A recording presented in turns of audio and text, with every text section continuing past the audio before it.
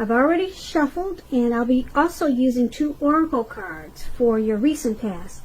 They're the 2 cards to the very far left side of the screen. Then we'll go through the past. We'll go through the present, how your person is seeing you, how you see them, and why this is all happening. So Aries, in the recent past, we have separation. It says separation, time apart from your partner is on the horizon. And then it's paired with compassion. And on the flip side of the card compassion, it reads, be gentle with yourself. You are a magnificent soul. So in the recent past, you could have experienced a separation of some sort.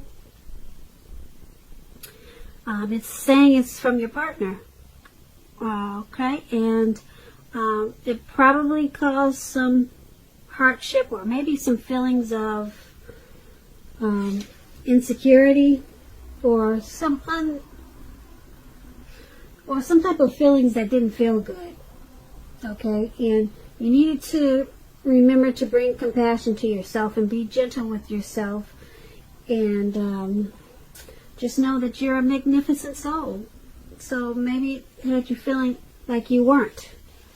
And you needed to remind yourself that this separation, you need to remind yourself not to let it bring you down. And find ways to uplift yourself. Because, once again, you're a magnificent soul. That's what these 2 cards are about. And that will be for the recent past. So let's move on down and take a look at the present time. We have the 9 of Pentacles and the 6 of Pentacles. Now, the 9 of Pentacles is one of the most uplifting cards in the tarot. This can mean that your financial worries, they're going to be over for a while. And that things in general, they'll be going better than you thought possible. So, you want to make sure you enjoy this good energy and share your wealth and your happiness with others. When when the 9 of Pentacles is referring to relationships and love, if you're currently committed, you can expect the relationship to rise to new heights of intimacy and joy. If there are some single Aries out there listening and you're unattached and you're looking, this card tells you that someone new who has what it takes to be in a new, meaningful, deep love could be headed your way soon. So that's with the 9 of Pentacles, and it's paired with the 6 of Pentacles. Now, the 6 of Pentacles is often a sign of a turn for the better, particularly with regards to money. The Pentacles, they mean coins, cash. Pentacles is an indicator of finance.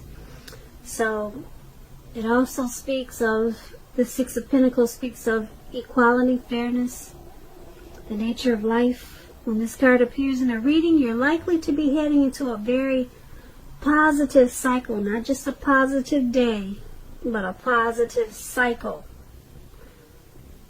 The 6 of Pentacles is often a card about generosity, meaning that you are either about to be the beneficiary or the giver of something of value. So you need to share, or you should try to share what you have, because there's always someone who needs it. And when you're asking about love and relationships and you get the 6 of Pentacles, if you're already committed, this 6 of Pentacles points to a happy, generous, fair, and balanced relationship for at least a while. So allow your lover to give to you, whether it's material or spiritual. And at the same time, make sure you're doing your fair share of giving to the relationship. If there's some single Aries out there who are listening, and you get the 6 of Pentacles in a reading, it means that you're likely to meet someone new who's positive, kind, and generous. This could come about by way of introduction from someone you know. So make sure you're letting people know that you're looking for a partner. So for your present time, 9 of Pentacles and 6 of Pentacles, 2 very uplifting and positive cards in the tarot, and they're both about money. Like I said, the Pentacles is an indicator of coins, cash, dividends. It's about money. So this Nine of Pentacles, your money is going to pick up in a really good way, and your financial worries should be over for a while. And Six of Pentacles is pretty much the same thing, except for with the Nine of Pentacles, it could be work that your income is going to increase. But with the Six of Pentacles, someone could be giving you something, the beneficiary of something of value. So that's a difference in the two. But they're both about being happy, generous, and fair. So they're both really happy cards and prosperity. So that's the difference in the two, though. Someone could be giving you something of value. And then the other one is about, like I said, probably your work is going to be good, and it'll bring in more money than you thought, or something like that. But that's what we have for the present time. Now let's move on down and take a look at the person that you're dealing with, how they view you, how they see you. Ace of Pentacles and Justice. Now, to explain the Ace of Pentacles, it's about finding new beginnings on several levels, not just one. This is a very, very positive new beginning. You're likely to be feeling optimistic, upbeat, and hopeful about the future. Things should be going well. You could be starting something new very soon. This start could be in the realm of work or personally, but either way, it's going to be a good thing with this Ace of Pentacles. Now, the Ace of Pentacles, when it talks about love and relationships, if you're committed, it's going to rise to new and better heights really soon. The two of you will reconnect. And if you're single and looking for a relationship and love, this is a positive time to get out and meet people. Something new could start. Very, very promising in terms of love. So be prepared and think positive. Also have fun. Remember, that's important too, to have fun. And so the person you're dealing with in this connection, they see you as a new positive beginning for them. They see you in a really good, great way. They see you like a new beginning. You're a fresh of breath air. And being that it's paired with this Justice card, now the Justice card, if you're questioning whether you or your partner will stay together, often the answer is you choose to go your separate ways. On the other hand, if you're single, this is a time when commitment, it could be coming very shortly. So stay clear on what you want most from a relationship or out of a relationship, and you're likely to find it that much sooner. That's what the Justice is for love and relationships. So the person you're dealing with in this connection, they see you as a bright new beginning on several levels, not just one. But they also see you as walking away from the connection. Yep, they sure do. They see you as walking away from the connection, but they really,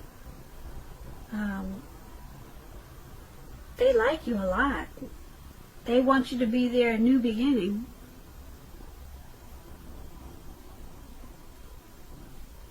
Okay, so that's how they see you. Now let's move on down. Let's take a look at how you see them. You see them as a Ten of Wands and the Death card. Okay, I guess that's why you're walking away from the connection. So the Ten of Wands, just to explain it to you, it's about feeling like you're carrying a heavy burden. You may want to look hard at this and see if there are any ways that you might lighten your load, either literally or figuratively. If you look carefully, you may find that part of the burden that you're carrying emotionally, it actually belongs to someone else. It's going to be important for you to pace yourself at this time. Don't take on too much. When we're asking about love and relationship questions and you get the Ten of Wands, it signifies a hard place in a relationship. It can mean that your partner, your lover, is undergoing a rough time. And it has nothing to do with your relationship, but needs your support. However, it indicates that there is something in the relationship that needs to be examined, looked at, and considered. You will not gain anything by pretending that the connection or relationship has no problems. So, if there's some single Aries out there listening, if you're in the market for love, don't despair. Your time will come eventually, but perhaps now is a good time to stop your search and just take some time for rest and reflection. So this is how you're seeing the person that you're dealing with. You see them as a heavy burden. You see them as a rough time. Or you could see them just having a rough time with this connection. Or, like I said, maybe you're seeing them as a heavy burden. They're just too much for you. And being that it's paired with the Death card is about clinging to a relationship that the person is probably unhappy in because they don't want to let go of something that's familiar. Or because they hate the thought of being alone. Or could be something like that. But you'll have to remember you're doing neither yourself or your partner any favors if this is the case. So you'll need to have a frank and honest discussion about problems that you have in the relationship, and if they can't or won't make changes, or you won't or can't, then perhaps it's time to let it go. Not all relationships are fixable, but you should try. So you see them as a heavy burden.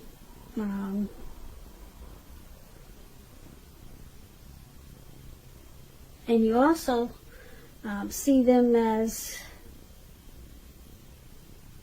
you think they're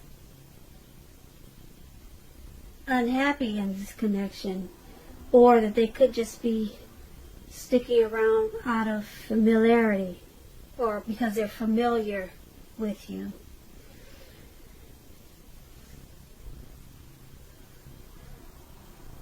Yeah, you could be thinking that they're with you just because they don't want to let go of what they're familiar with, or they just hate to be alone. So you're seeing them as a burden for you.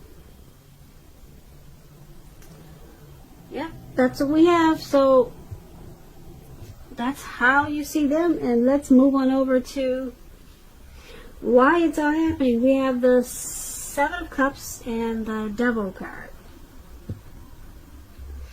Now, the Seven of Cups is about choices. It indicates confusion and can even point to disorganization and too much going on. This card, it points to a need to narrow your focus.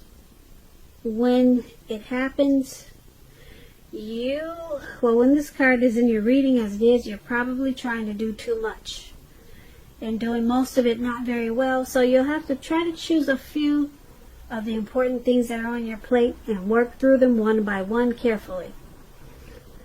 You could be feeling overwhelmed. Remember that you can control at least some areas. How much you're trying to take on, you can control it. when we're asking about relationships and love, and you get the Seven of Cups, someone or you may have several romantic choices. So you need to be very clear and specific about what you want in a relationship. Evaluate your choices carefully and thoughtfully. Be honest and as clear as you can be with all people involved, including yourself, then move ahead. You want to beware of falling in love in a rush, because that happens only at the beginning of a relationship. No relationship does that rush last forever. Good relationships, even soulmate relationships, they will settle into a less rush-based comfort zone at some point. Keep in mind, this does not mean that you have to stay in a rut. So why this is all happening is because someone either has too many options, too many choices, or they just got too much going on that's causing a lot of disorganization. Yep, someone needs to narrow their focus, because it's causing a lot of overwhelmed feelings in this connection. And being that it's paired with the Devil card, now to explain the Devil card, it's about, well, if you're in a long-term relationship, one or both parties may have gotten to the point where they feel as though they're trapped in a situation. If you're getting this signal, you need to try to talk a lot about it. And if you want to save the relationship, that's what you must do with this Devil card. This card also sometimes appears when there's really nothing that can be done but to end an unhappy relationship. We always have choices, so just know that. Take steps to keep the magic alive.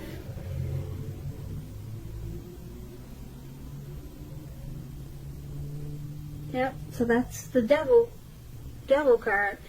The Devil card is also about devil energy, such as addictions, greed, envy, materialism, obsession, sexual lust, just things that we feel like that are out of our control.